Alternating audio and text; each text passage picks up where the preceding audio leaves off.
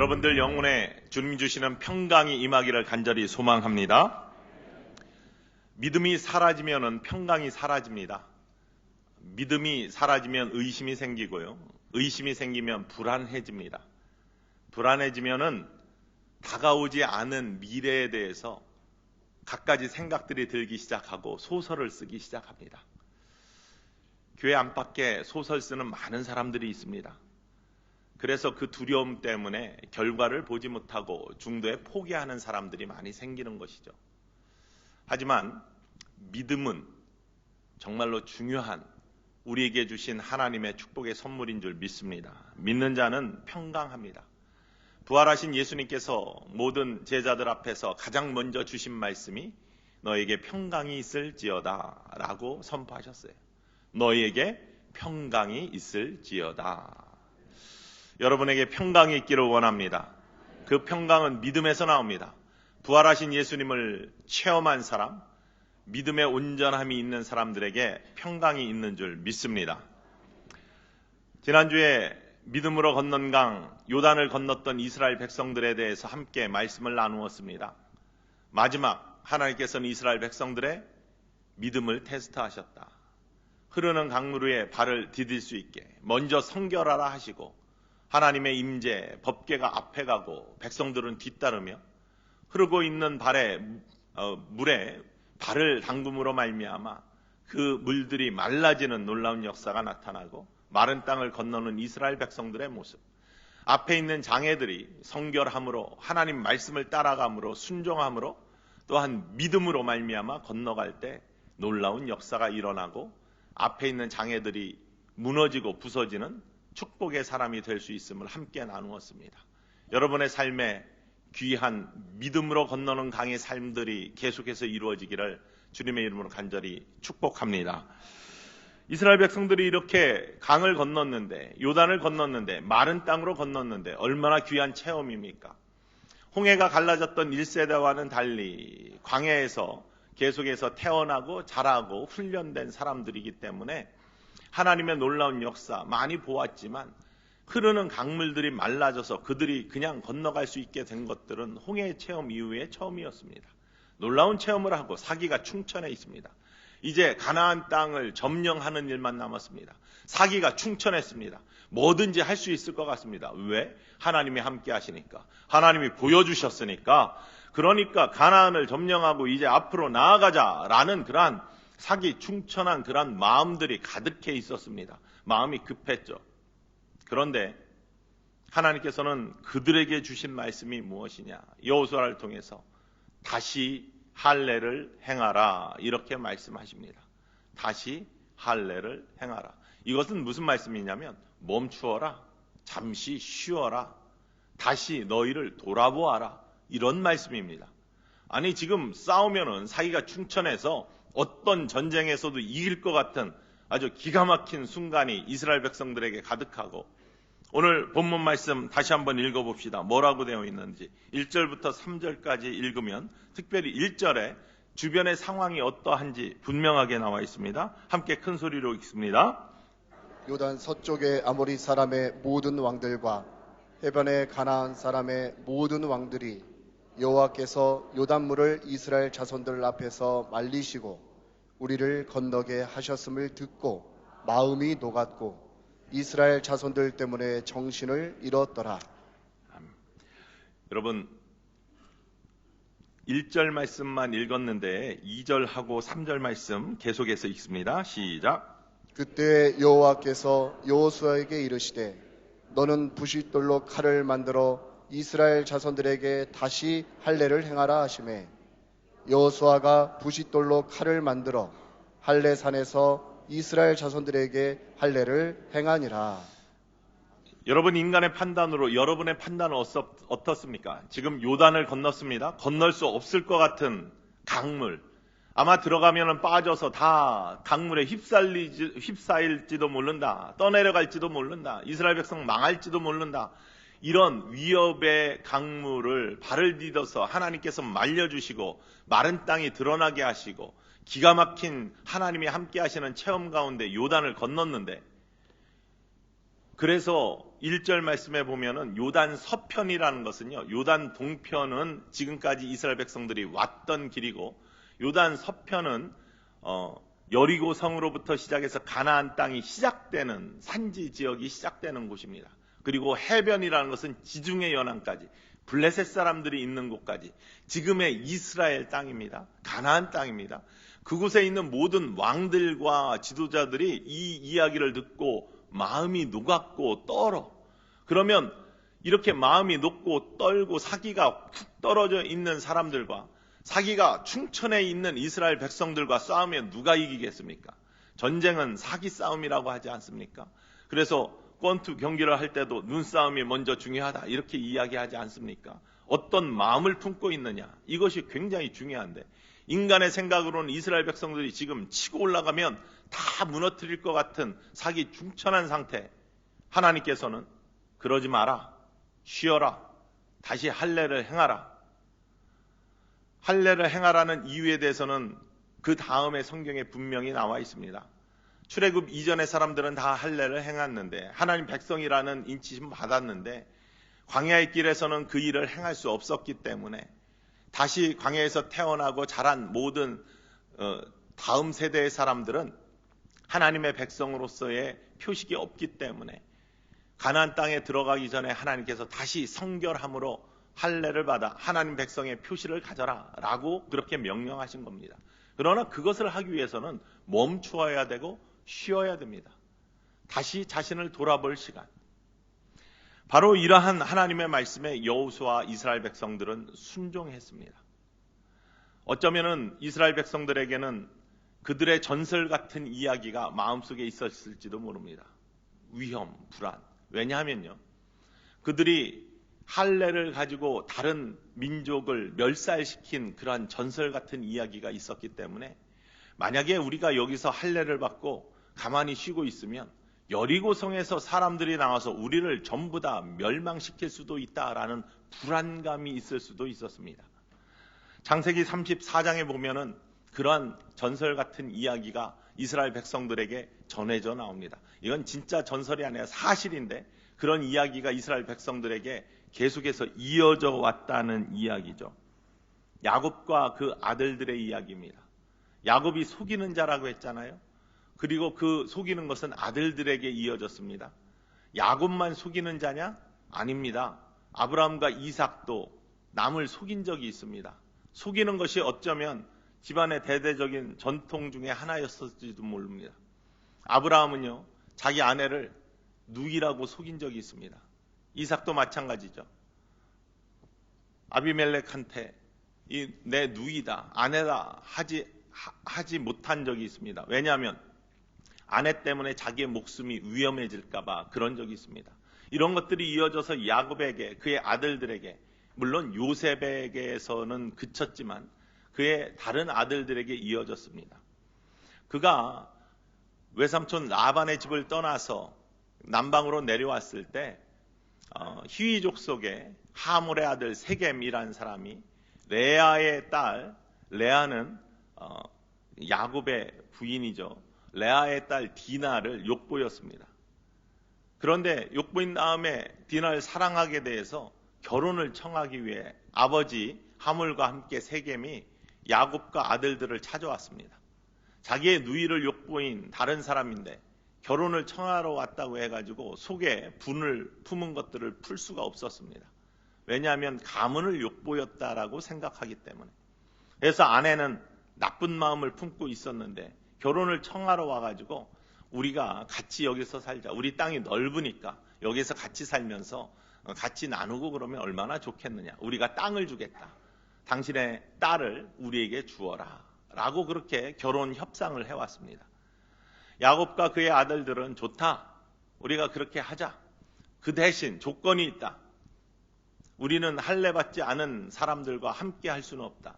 그러니 모든 남자들에게 할례를 베풀어라. 그래서 하몰과 세겜이 그것들을 받아들입니다. 그리고 가가지고 자기의 백성들을 설득합니다.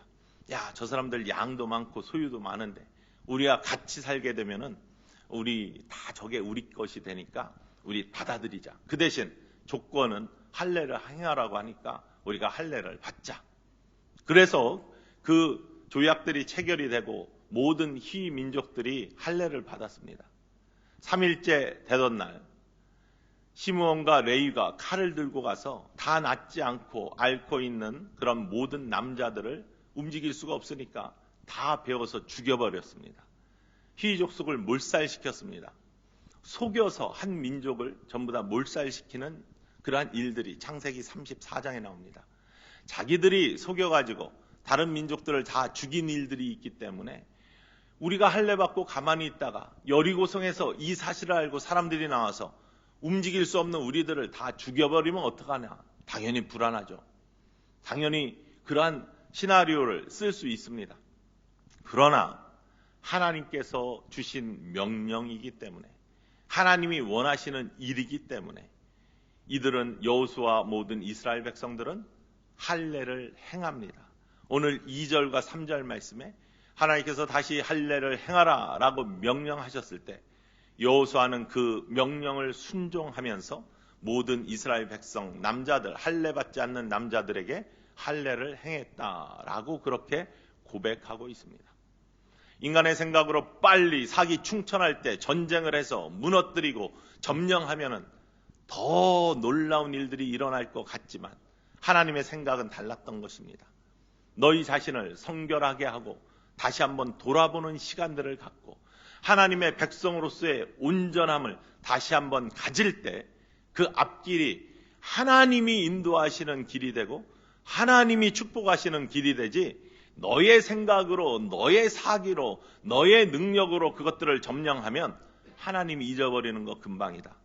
새로운 곳에서, 가나안 땅에서 우리가 여기를 점령하고 들어왔어 라고 하는 거와 하나님이 우리를 이끄셔서 여기에 들어왔어 라고 고백하는 거하고는 천지 차이죠.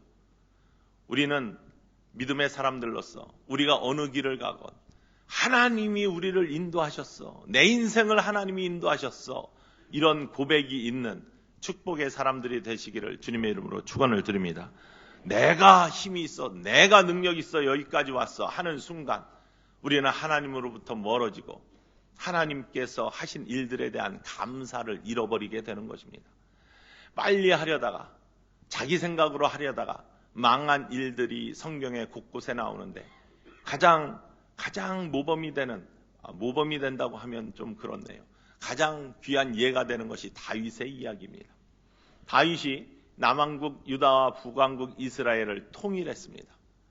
통일하고 나서 수도를 예루살렘으로 옮겼습니다. 시온산에 예루살렘을 수도로 정하고 바로 이곳이 하나님이 임재하시는, 하나님이 통치하시는 우리들의 나라의 중심이다라는 것을 선포하기 위해서 블레셋에게 빼앗겼던 법궤를 다시 찾아서 시온산에다, 예루살렘에다 딱 갖다 놓으시기를 원하셨어요.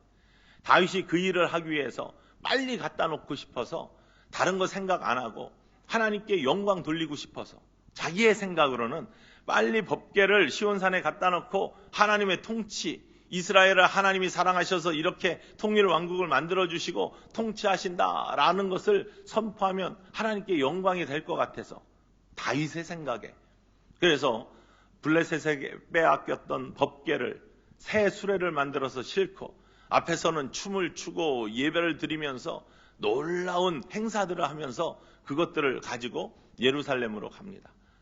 우사와 아유를 시켜서 그 일들을 진행하게 했어요. 잘 아시는 것처럼 아곤의 타작마당에 지날 때 소들이 날뛰기 시작했습니다. 우사가 떨어지는 법궤를 잡기 위해 법궤를 만졌습니다. 그러다 우사가 그 자리에서 즉사했습니다. 베레사 우사. 하나님께서 그 길을 막으셨어요. 다 준비하고 멋지게 하고 그것이 하나님께 영광이 될 것 같아서 그렇게 했는데 다윗의 생각에, 그런데 하나님이 막으셨어요. 그리고 그 법궤는 시온산으로 가지 못하고 오벳 에돔의 집으로 갑니다. 그곳에 3개월 동안 머물러 있죠. 자신들을 돌아볼 시간들을 하나님께서 주셔요. 왜? 하나님의 말씀에는요, 법궤는 술에 싣고 가는 게 아니에요. 빨리 가게 하기 위해서 다른 방법을 동원하면 안 됩니다. 법궤는 제사장들이 메고 가야 됩니다. 그것이 하나님이 원하시는 일이에요. 하나님께서 그렇게 명령하셨어요. 근데 그것을 잊었어요. 하나님의 말씀을 잊고 지금 다윗의 머릿속에는 자기 생각만 가득한 거예요. 하나님께서 뭘 원하시는지, 하나님께서 어떻게 해야지 기뻐하시는지 그것들은 생각하지 않고 내 생각에 이렇게 하면 하나님께서 기뻐하시겠지. 자기 생각으로 충만해 있기 때문에 하나님의 뜻이 아니라 자기 생각으로 그 일들을 밀고 나갔던 것이죠. 하나님은 그것들을 막으셨습니다. 여러분, 우리들이 어떤 일을 할 때, 특별히 마음속에 우리가 새 일들을 할 때, 이렇게 하면 하나님이 기뻐하시겠지라고 자기가 생각하는 거하고, 하나님 말씀 속에서, 주시는 음성 속에서 하나님이 이렇게 하는 것이 하나님이 원하시는 것이다, 내가 원하는 것은 이것이다 라는 것을 선포하시는 것하고는 다른 문제입니다. 말씀드린 것처럼 내 생각으로, 내 능력으로 이렇게 이루었을 때는 금방 하나님께 영광 되는 것 같지만 내가 이것을 행했어 라고 하는 교만이 자리하기 시작하고 감사가 사라집니다. 하지만 하나님의 말씀에 순종했더니 이 일이 이렇게 형통하게 되었네. 내가 하나님 앞에 기도하면서 하나님의 주신 음성을 따랐더니 하나님이 이 일을 이루셨네 라고 고백할 때 감사가 있는 거고 하나님께 영광이 있게 되는 줄을 믿으시기를 원합니다. 우리는 어떤 일을 할 때, 특별히 새 일들을 할 때, 새 시대를 열 때 급한 마음이 먼저 자리합니다. 그러면서 우리의 머릿속으로 생각합니다. 이 길로 가야지 멋져지겠구나. 이 길이 하나님이 원하시는 길 아닐까? 스스로 정당성을 자꾸 부여하려고 합니다. 그러나 하나님의 말씀에 순종하지 않고는, 하나님의 말씀을 먼저 듣지 않고는 그런 일들이 일어날 수가 없습니다. 여호수아 5장 그 이후에 나오는 말씀을 한번 우리가 보기를 원합니다. 13절부터 15절까지. 여호수아가 본인들의 생각이 아니라 하나님의 명령에 순종했을 때 그 다음에 어떤 일이 일어났는지를 잘 보여주고 있습니다. 13절로부터 15절까지 말씀 함께 읽습니다. 시작. 여호수아가 여리고에 가까이 이르렀을 때 눈을 들어 본즉 한 사람이 칼을 빼어 손에 들고 마주서 있는지라. 여호수아가 나아가서 그에게 묻되 너는 우리를 위하느냐 우리의 적들을 위하느냐 하니 그가 이르되 아니라 나는 여호와의 군대 대장으로 지금 왔느니라 하는지라. 여호수아가 얼굴을 땅에 대고 엎드려 절하고 그에게 이르되 내 주여 종에게 무슨 말씀을 하려 하시나이까. 여호와의 군대 대장이 여호수아에게 이르되 내 발에서 신을 벗으라. 내가 선 것은 거룩하니라 하니 여호수아가 그대로 행하니라. 아멘. 아멘. 하나님의 명령에 순종했어요. 다시 할례를 받아라. 시간을 가지면서 자신이 하나님의 백성으로서의 온전함을 가졌는지를 돌아보는 시간. 할례를 받는다는 것은 다시금 내가 하나님의 백성입니다. 나는 하나님의 백성으로서 하나님께 순종하는 사람입니다. 하나님 말씀하시면 그 말씀대로 내가 따라가겠습니다. 이렇게 고백하는 사람들이 하나님의 백성 아닙니까? 다시 할례를 받음으로 말미암아 하나님의 백성으로서의 고백이 있었던 사람들에게 하나님께서는 그 앞길을 열어주십니다. 자신들의 사기 충청함이나 아니면 자신들의 자신감이 아니라 하나님께서 열어주시고 인도하시는 역사가 나타나는 거예요. 그 길을 갈 때 여리고 앞에 다가섰을 때 한 사람이 여호수아 앞에 섰습니다. 그가 적인지 아군인지 잘 몰라서 여호수아가 묻자 나는 하나님의 군대 대장이다. 너희 앞서갈 하나님이 보내신 너의 군대보다도 더 강한 군대 대장이다 라고 자신을 이야기합니다. 그때 여호수아가 그에게 무릎 꿇고 절하면서 말씀하옵소서 할 때 주신 말씀이 이 땅 거룩한 땅이니까 내 발에서 신을 벗어라 라는 말씀입니다. 어떤 말씀입니까? 어디에서 들은 말씀입니까? 이스라엘 백성들을 출애굽시키려고 할 때 불타는 떨기나무 앞에서 모세를 부르시던 하나님의 음성입니다. 하나님께서 모세에게 내가 이제 너를 불렀다. 너와 함께 할 것이다. 그러니 이스라엘 백성들을 데리고 애굽에서 떠나라. 내가 준비한 가나안 땅으로 모든 백성들을 이끌어라 라고 모세를 처음 부를 때 하나님께서 너와 함께 한다라는 확신을 주시기 위해서 증거를 보여주신 불타는 떨기나무와 함께 내 발에서 신을 벗어라. 거룩한 땅이다. 하나님이 이끄시는, 하나님이 임재하신 곳이 바로 여기다 라는 것을 보여주는 음성 아닙니까? 군대 대장을 통해서 똑같이 말씀하시는 거예요. 이제 가나안 땅을 점령하며 들어가야 됩니다. 40년 동안은 가나안을 향해 왔지만 이제는 가나안을 점령하며 들어가야 될 그 순간에 하나님께서는 다시 한번 여호수아에게 이제는 너와 함께하는 증거를 주겠다. 모세를 부를 때 이 땅 거룩하니까 내 발에서 신을 벗고 하나님께서 너를 이끄시는 하나님의 신발을 신고 그 길을 가라 라고 부르시는 것처럼 여호수아에게도 너 이제 내 신발이 아니라 내가 주는 믿음의 신발을 신고 이 길을 계속 올라가 가나안 땅을 점령해라 라고 주시는 하나님의 음성을 받는 것이죠. 이런 놀라운 일들이 하나님 말씀을 순종하고 다시 할례를 받았던 여호수아 이스라엘 백성들에게 나타나고 그들이 그렇기 때문에 싸우지 아니하고 여리고를 무너뜨리는 놀라운 역사가 그 앞에 나타나는 거예요. 그 앞에도 여리고 성을 점령할 때도 어떻게 점령했습니까? 싸워서 점령했습니까? 아니에요. 하나님이 이렇게 하라라는 것을 순종해서 점령하고 그 성들이 무너지는 역사를 그들이 바라봅니다. 이것이 하나님께서 원하시는 하나님 백성에 대한 소망입니다. 제가 사우저녹스라는 곳에서 이민 목회 개척을 했습니다. 그때 사기가 충천했습니다. 한국에서 모든 목회 경험을 했고 시골 목회, 도시 목회, 병원 목회, 군 목회 다 경험을 했고 이민 목회 경험을 한 다음에 이제 개척을 합니다. 사우저녹스라는 도시의 주변에 여러 도시들이 있습니다. 웨스트레이크나 시미밸리나 아니면 악스나드나 주변에 그 5개 도시에 한인들이 한 3,000명 살고 있습니다. 한인은 많지 않지만 그곳에서의 개척을 통해 한인들의 소망을 줄 수 있는 정말 귀한 교회를 이루기를 원하는 간절한 마음으로 한 가정을 들고 그렇게 개척을 했습니다. 자신감이 충만했고요.